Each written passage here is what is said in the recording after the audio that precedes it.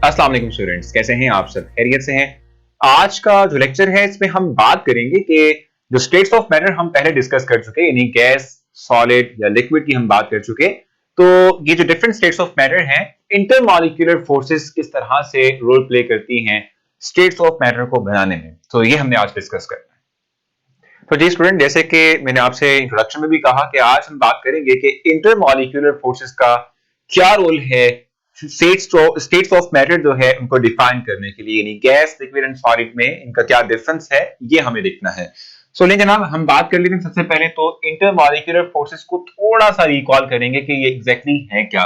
सो अगर हम बात करते हैं इंटरमॉलिक्यूलर फोर्सेस की, तो हम ये बात कहते हैं कि ये वो टाइप ऑफ फोर्सेस हैं जो बिटवीन मॉलिक्यूल्स एग्जिस्ट करती हैं। ये हम बड़ी डिटेल में डिस्कस कर चुके हैं कि ये जो वर्ड हम इंटरमॉलिक्यूलर राइट करते हैं, इसमें इंटर का मतलब बिटवीन होता है और मॉलिक्यूलर मतलब कि वो फोर्स के जो बिटवीन मॉलिक्यूल्स एग्जिस्ट करेगी, एक दूसरे पे मॉलिक्यूल्स एक्सर्ट करेंगे। इस टाइप ऑफ फोर्स को हम इंटरमॉलिक्यूलर फोर्स कहते हैं। ठीक है, अब एग्जांपल देके थोड़ा सा अंडरस्टैंड करते हैं कि हम कहना क्या चाहते हैं। जैसे फॉर एग्जांपल अगर हम बात करें हाइड्रोक्लोरिक एसिड की, तो क्लोरीन जो है ये मोर इलेक्ट्रोनेगेटिव है as compare to hydrogen, so it will have partial negative charge and hydrogen will carry partial positive charge. ठीक है, इस तरीके से बहुत से ढेरों और भी बहुत से मॉलिक्यूल्स होंगे। सो इस तरह से क्या होगा कि एक और हाइड्रोजन क्लोराइड का मॉलिक्यूल ये पार्शियल नेगेटिव चार्ज, ये पार्शियल पॉजिटिव चार्ज कैरी कर रहा है, इनके दरमियान force of attraction because of opposite charge create हो जाएगी। ये जो in between molecule force of attraction develop हो रही है, that force of attraction will be called as intermolecular force. इसको हम इंटरमॉलिक्यूलर फोर्स कहते हैं। सो ये इंटरमॉलिक्यूलर फोर्स कैसे रोल प्ले करती हैं गैस, लिक्विड और सॉलिड को डिफरेंशिएट करने में, और कोई एक सब्सटेंस किस तरह से किसी गैसियस फॉर्म में एग्जिस्ट करेगा, ये लिक्विड या सॉलिड फॉर्म में एग्जिस्ट करेगा, यही हमें देखना है। तो चलते हैं टुवर्ड्स दैट पॉइंट।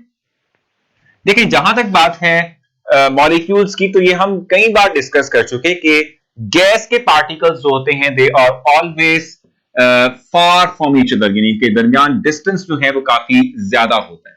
ठीक है, उनके दरमियान क्या होगा, डिस्टेंस काफी ज्यादा होगा। ठीक हो गया, ये हमारे पास है गैस के मॉलिक्यूल्स, गैस पार्टिकल्स ये हमारे पास। ठीक है, इनकी निस्बत अगर आप बात करें लिक्विड की, तो लिक्विड के पार्टिकल्स के दरमियान डिस्टेंस कम होता है एज कंपेयर टू गैस। ये लिक्विड पार्टिकल्स हमारे पास आ गए। ठीक है, और अगर हम बात करें सॉलिड की, तो सॉलिड पार्टिकल्स जो हैं इनकी बात की जाए तो इनमें distance as compare to liquid भी कम होता है, और साथ ही साथ ये भी कि ये जो पार्टिकल्स होते हैं they are well mannered arrange. ठीक है, इनकी अरेंजमेंट काफी स्पेसिफिक होती है। ठीक है, अरेंजमेंट जो है इनकी काफी बेहतर होती है as compare to liquid and gas. ठीक है, अब हम बात करेंगे कि पार्टिकल्स का डिस्टेंस किस तरह से स्ट्रेंथ ऑफ इंटरमॉलिक्यूलर फोर्स को डिफाइन करेगा। अब देखिए जरा, अगर आप गैस की बात करते हैं तो गैस पार्टिकल्स के दरमियान डिस्टेंस काफी ज्यादा है। क्योंकि distance between particles in gas काफी ज्यादा है, तो इसलिए हम कहते हैं कि इंटरमॉलिक्यूलर फोर्स भी गैस में क्या होगी, बहुत वीक होगी।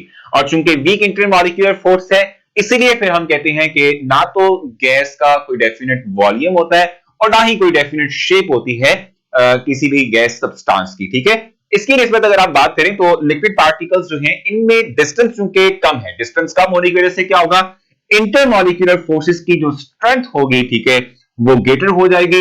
और ग्रेटर होने की वजह से फिर हम कहते हैं कि जो हमारे पास लिक्विड है उसका वॉल्यूम जो है वो क्या होता है, डेफिनेट होता है, लेकिन शेप डेफिनेट नहीं होती क्योंकि अरेंजमेंट नहीं है और पार्टिकल्स के दरमियान उतनी स्ट्रॉन्ग फोर्स नहीं है जितनी हम कहते हैं। इसलिए यहां पर कुछ रैंडमनेस भी है और पार्टिकल्स रैंडम मोशन शो करते हैं। गैस भी करती है, लिक्विड पार्टिकल्स भी करते हैं। लेकिन अगर आप सॉलिड की बात करेंगे तो सॉलिड के पार्टिकल्स के दरमियान डिस्टेंस सबसे कम होता है, और डिस्टेंस सबसे कम होने की वजह से इनमें जो मूवमेंट है वो काफी कम होती है, बहुत थोड़ी मूवमेंट होती है। ठीक है, सिर्फ वाइब्रेशनल मोशन शो करते हैं, to and fro motion show करते हैं। इसीलिए हम कहते हैं कि जो सॉलिड सब्सटेंसेस हैं इनका डेफिनेट वॉल्यूम और डेफिनेट शेप होती है। ठीक है, इस तरीके से अगर आप लिक्विड की बात करते हैं, चूंकि इनमें इंटरमॉलिक्यूलर फोर्सेस जो है वो बकदरे गैस ज्यादा स्ट्रांग होती हैं, इसलिए हम कहते हैं कि they can evaporate, but evaporation का प्रोसेस इतना फास्ट नहीं होता। ठीक है, और अगर आप कंपेयर करते हो, इवेपोरेशन की बात करते हो, बॉइलिंग पॉइंट की बात करते हो, वेपर प्रेशर की बात करते हो, तो सॉलिड के अंदर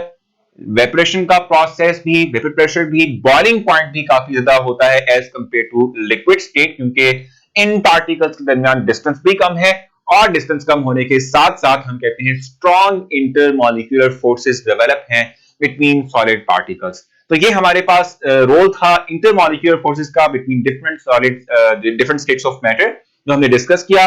स्टिल कोई कंफ्यूजन रह गई भी, सो मोस्ट वेलकम, आप मुझसे पूछ सकते हैं, मैं आपको जरूर रिस्पॉन्स दूंगा, आपको बताऊंगा, समझा दूंगा। अपना ख्याल रखें, मुलाकात होती है आपसे नेक्स्ट लेक्चर में, तब तक के लिए अल्लाह हाफिज।